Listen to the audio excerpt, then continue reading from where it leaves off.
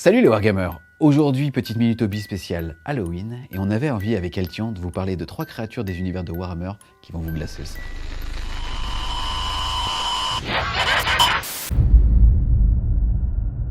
Ce qui me préoccupe, c'est qu'il est surgi au beau milieu de notre opposition, alors que nous étions précisément en embuscade. Il a tué Jensen et Lucas avant que nous nous apercevions de quoi que ce soit. Un truc aussi gros qui bouge aussi vite, ça ne devrait pas exister.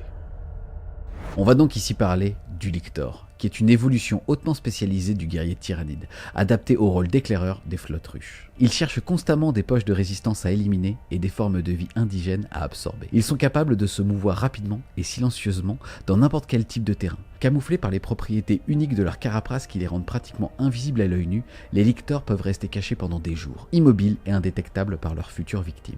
L'instinct d'agressivité des Lictors n'est que peu développé, car ils ont été engendrés avant tout pour localiser des proies. Ce sont des chasseurs opportunistes qui préfèrent rôder dans les ombres et éviter toute confrontation directe qui risquerait de tourner à leur désavantage.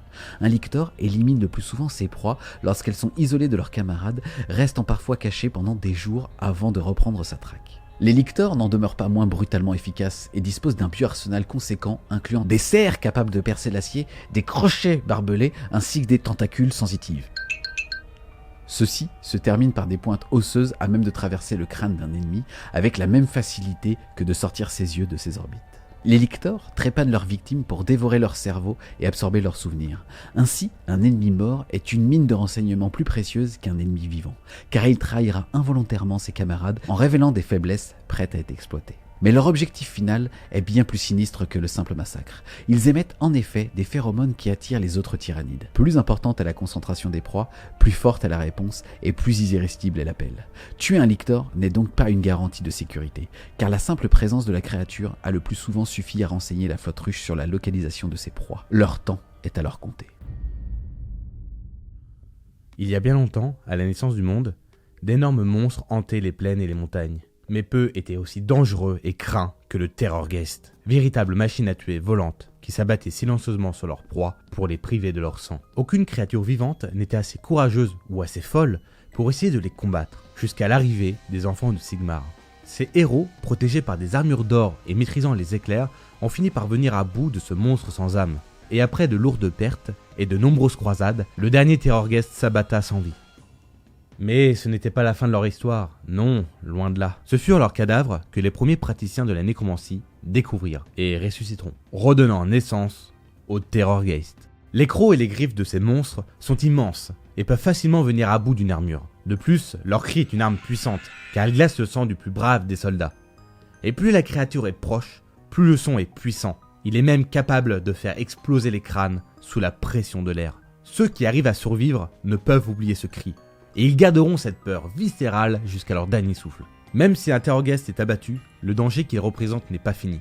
Son cadavre se met à frémir et à luire sur l'énergie de Chiche. Puis, il explose, déversant ses entrailles pourrissantes et une nuée de chauves-souris qui attaqueront tout ce qui est à leur portée. Les Terrorghests, avec le temps, ont acquis une vraie notoriété dans les armées de la mort. Il n'est pas rare d'en voir dans les armées d'Aborans ou de vampires, devenant des trophées exposés avec fierté par les maîtres des cours.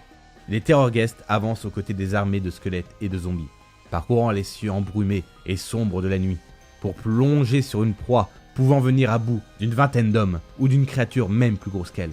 Les Terrorghests font partie des créatures les plus meurtrières du monde de Warhammer. Ils sont la raison pour laquelle les hommes ont peur du noir.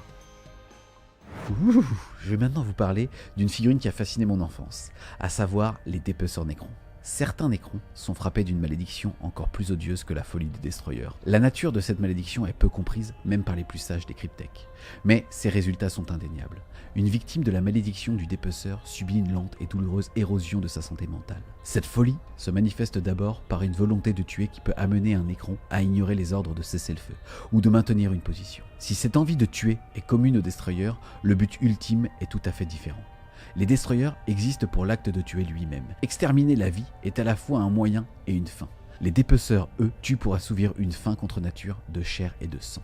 Ils tuent pour pouvoir festoyer, prenant plaisir à se vautrer dans le reste sanglant de leurs victimes. Et se mettent à rechercher des trophées tels que des lambeaux de peau, des tendons et des os. Petit à petit, les Nécrons tentent même de dévorer leur proie, bien qu'ils soient physiquement incapables de consommer de la nourriture ou des breuvages d'aucune sorte, et cette fin ne peut donc jamais être satisfaite. Pourtant, les dépeceurs ont régressé bien au-delà de la raison ou de la logique, et lorsqu'ils abattent leur proie, ils s'arrêtent pour étaler de la viande sur leur mâchoire immobile, tandis que le sang coule sur leur cou d'acier et dégouline à travers leurs côtes souillées pour s'accumuler à leurs pieds. Le métal vivant du Nécron se reconfigure alors pour mieux servir sa nouvelle fonction, infligeant à leurs hôtes jusqu'à les transformer en une parodie d'un Nécron incapable de continuer à assumer sa fonction. Les doigts d'un dépeceur se transforment en griffes vicieuses semblables à des lames de couteau, tandis que leurs jambes développent souvent une articulation supplémentaire permettant une plus grande vitesse et dans certains cas des déplacements quadrupèdes. Pourtant, la transformation finale qui permettrait à un dépeceur d'étancher sa soif n'arrive jamais.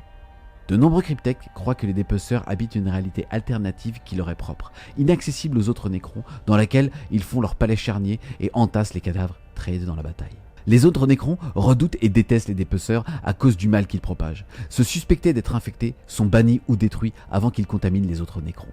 Cependant, rien ne peut empêcher une meute de dépeceurs de se joindre à une bataille en cours, car par des moyens inconnus, les dépeceurs sont capables de sentir d'une manière ou d'une autre quand leurs frères Nécrons sont au combat, et sont capables alors de se matérialiser lorsqu'ils sentent l'odeur du sang et du carnage, apparaissent pour massacrer les ennemis et s'emparer des macabres trophées desquels ils tirent leur nom. Généralement, ils attaquent à vue, bien qu'ils aient parfois la présence d'esprit de se placer contre le vent afin que l'ennemi ne sente pas la puanteur de charogne qui les suit comme une ombre, et d'attendre alors qu'il soit vulnérable. C'est alors au moment venu que les dépeceurs chargent sans hésiter, perpétrant les pires atrocités parmi les troupes de soutien et les non-combattants. Si leurs victimes s'enfuient, ils ne préfèrent que rarement poursuivre, préférant festoyer dans les cadavres des vaincus, et une fois drapés dans les peaux fraîchement arrachées, leur apparence macabre démoralise souvent leurs ennemis avant même que le gros des troupes Nécrons soit arrivé. En revanche, si les adversaires se montrent particulièrement coriaces, les dépeceurs battront en retraite et se cacheront jusqu'à ce qu'une cible plus faible passe à leur portée. Cette vidéo spéciale Halloween est maintenant terminée, on espère clairement que vous l'avez aimée. Si c'est le cas, n'hésitez pas à mettre un gros pouce bleu dessus, à la commenter, à la partager. Si vous voulez continuer de supporter French Wargame Studio, n'hésitez pas à aller faire un tour sur son Tipeee, le lien sera en description. Et nous on vous dit à plus les Wargamers.